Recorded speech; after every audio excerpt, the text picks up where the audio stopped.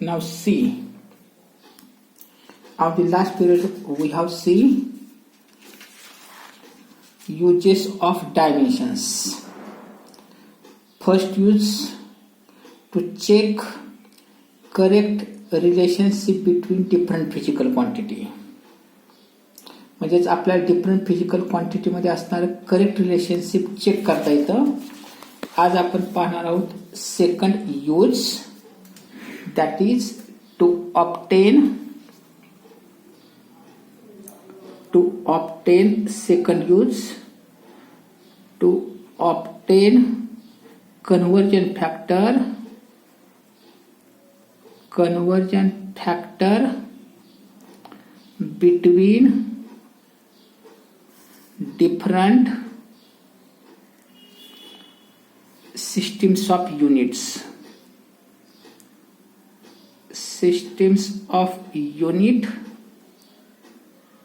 of a physical quantity.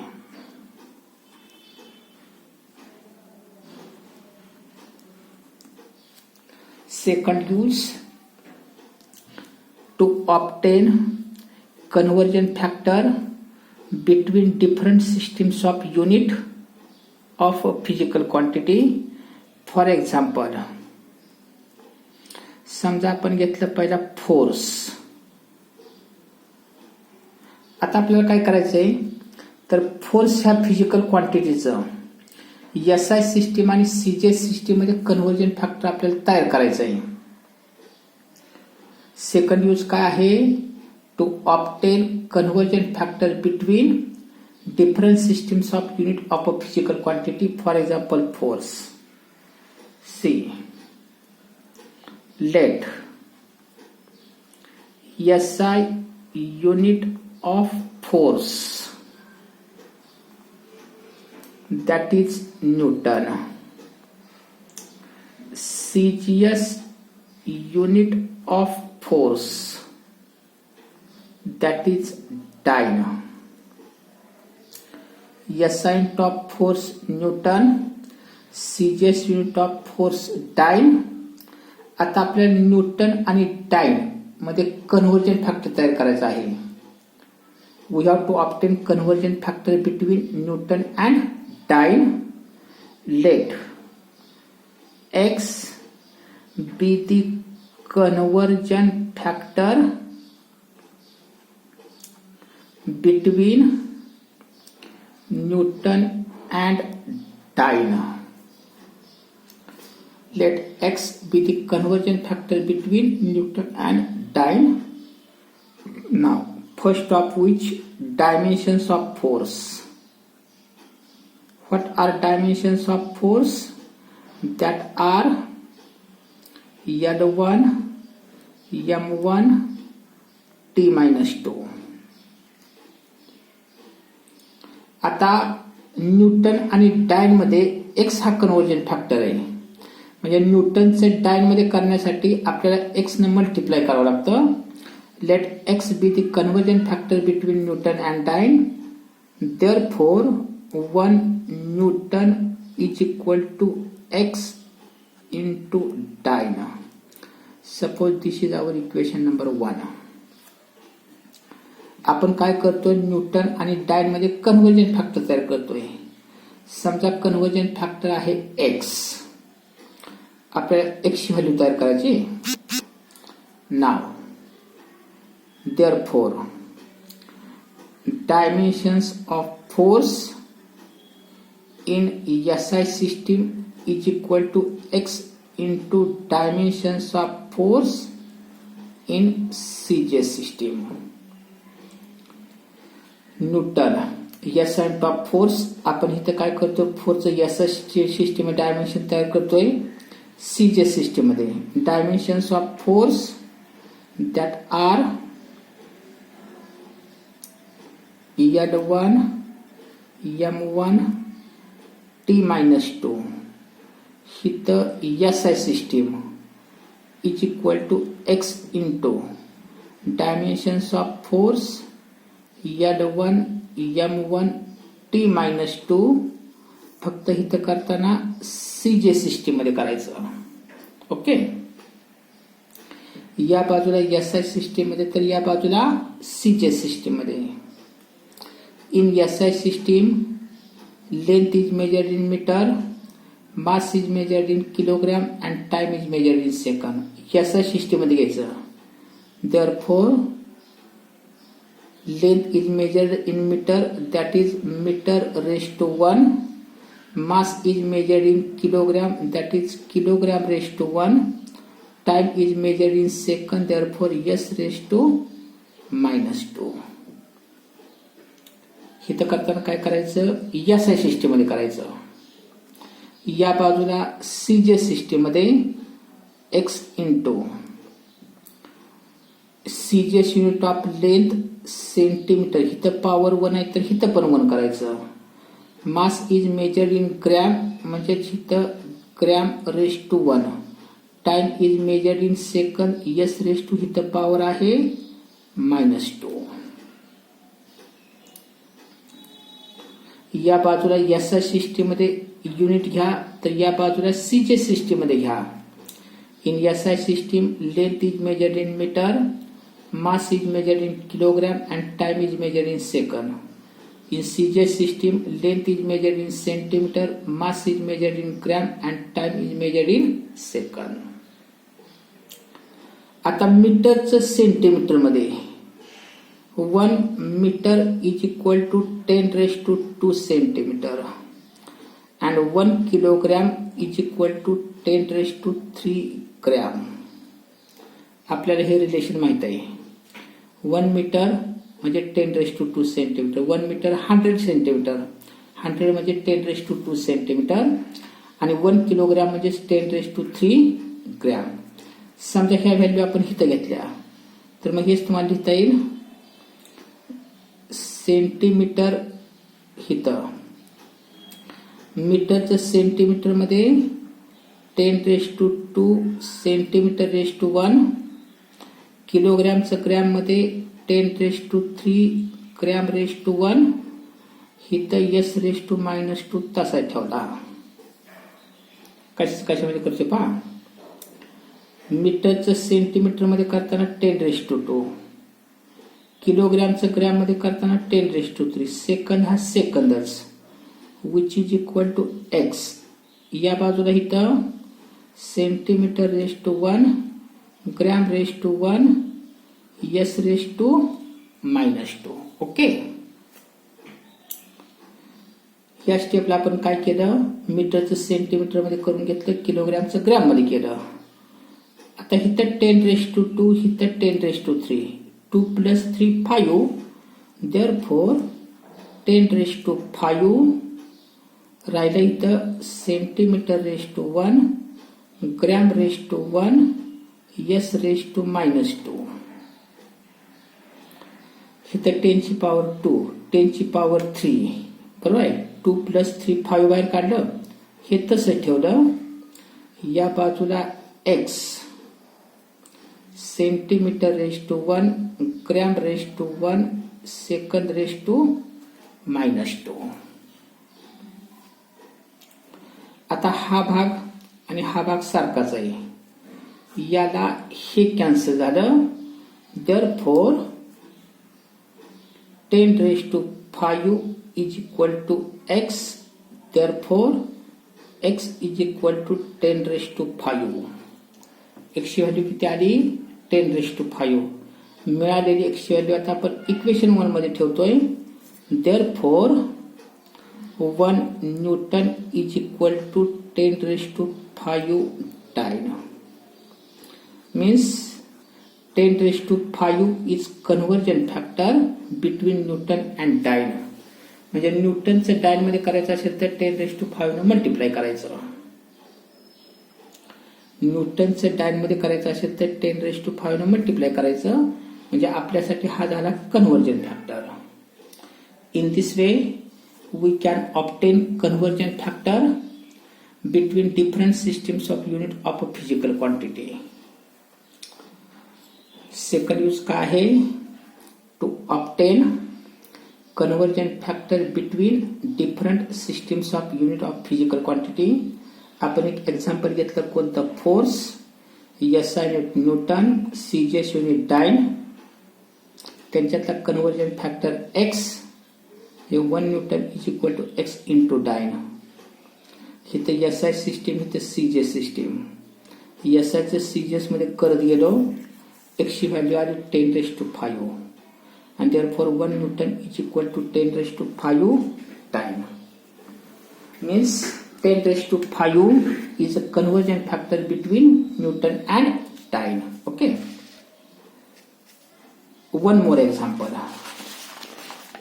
See here. One more example.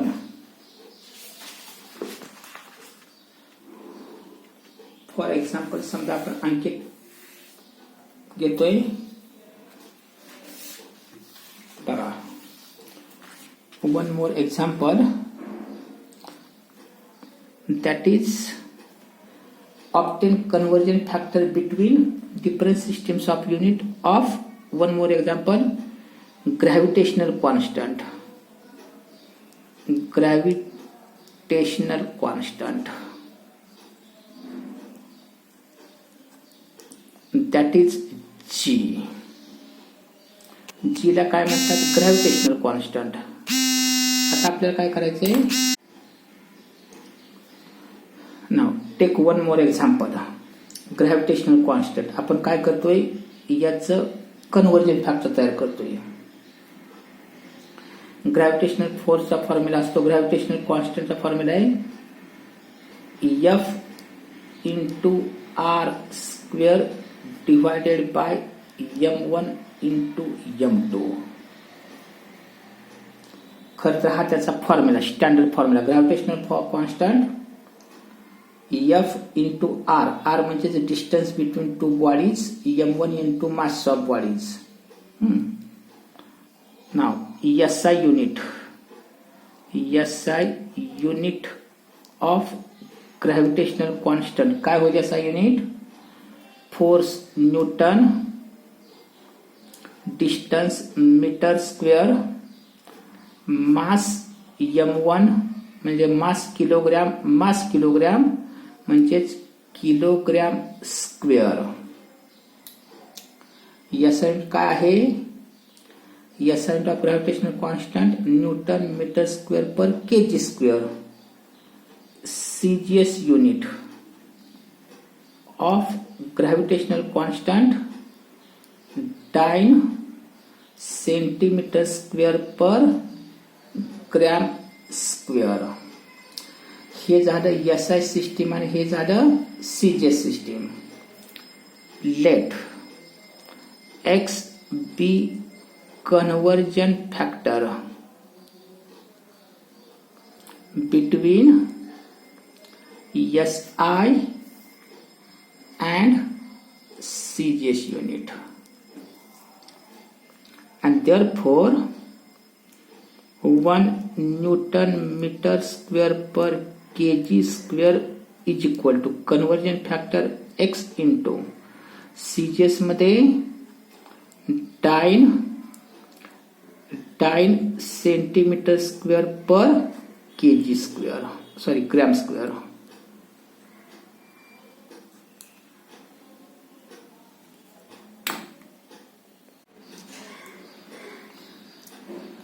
Late X आपण काय घेतोय? Conversion factor between SI system and CGS system. बरोबर आहे. 1 newton metre square per kg square is equal to x into dyne centimetre square per gram square. आता पहिला आपण तयार करू, काय करूया? Dimensions. Now dimensions of gravitational constant G is equal to dimensions of force, dimensions of R square divided by dimensions of mass square, which is equal to force L1 M1 T minus 2, distance L त्याचा square divided by mass that is M2,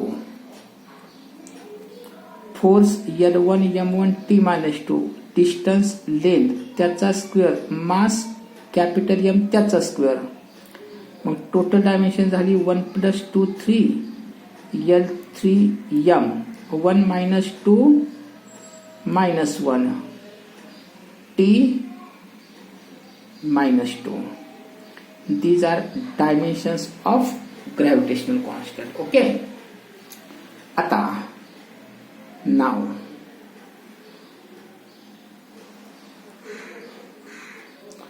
dimensions of gravitational constant L3M-1 T -2 in SI system is equal to x into हीच dimension फक्त CJ system मध्ये L3M-1 T -2.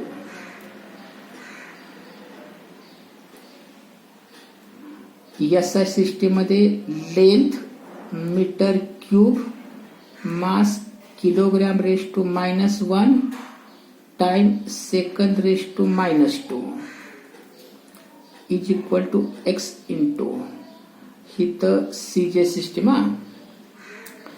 Length centimetre cube, mass g⁻⁻1 time sec⁻⁻2. तर मीटरचं centimetre मध्ये करताना 10⁻², आणि त्याचा cube केला तर 10⁻6. मीटरचं सेंटीमीटर मध्ये करताना 10⁻², त्याचा क्यूब 10⁻6, म्हणजे मीटर क्यूबचं सेंटीमीटर क्यूब मध्ये करताना 10⁻6 सेंटीमीटर क्यूब. किलोग्रॅमचं ग्रॅम मध्ये करताना 10⁻3, पॉवर -1 आहे 10⁻³ g⁻⁻1. काय केलं तर आपण किलोग्रॅमचं ग्रॅम मध्ये करताना 10⁻3, त्याची पॉवर -1, 3 × -1 -3. इथं पुढे S⁻² सध्या तसा ठेवतोय आपण. Is equal to x centimetre cube g⁻⁻1 sec⁻⁻2 10⁻6 into 10⁻3 6 - 3 3 म्हणजेच 10⁻3 centimetre cube into g⁻⁻1 into S⁻² is equal to x into इथं तसंच सेंटीमीटर⁻3 g⁻⁻1 S⁻². आता हे आणि हे इक्वल काढून टाकलं तर मग 10⁻3 is equal to x. therefore x is equal to 10⁻3. मिळालेला x आपण इथे ठेवला तर मग 1 newton metre square per kg² is equal to conversion factor 10⁻3 into time centimetre square per gram square. म्हणजे हितारे 10⁻3 हा कन्वर्जन फॅक्टर.